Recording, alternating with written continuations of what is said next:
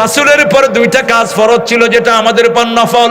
ফাতাহাজ্জাদ বিহি নাফিলাতাল লাক আসা আন ইয়াবআসাকা রাব্বুকা মাকামান মাহমুদা।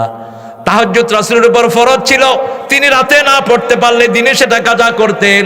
আর মেসওয়াক করা রাসূলের উপর ফরজ ছিল। রাসূল বলছেন, আমার মতো আমার উপর যেমন এটা ফরজ ছিল, আমি যদি তোমাদের উপর কঠিন না হতো, তোমাদের ল্যাপের ভিতরে মেসওয়াক নিয়ে এসো, আমি ফরজ করে দিতাম।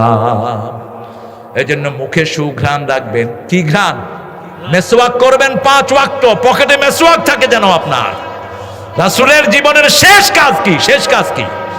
কথা বলেন না। মা এসে বলছেন, আমার ভাই আব্দুল্লাহ ঘরে ঢুকেছে, তার হাতে মেসওয়াক। রাসূল তার হাতের দিকে তাকিয়ে আছেন। আমি জিজ্ঞেস করলাম, ইয়া রাসূলুল্লাহ, আপনি মেসওয়াক চান? ইশারা করলেন। আমি মেসওয়াক দিলাম, মেসওয়াকের মুখটা শক্ত ছিল।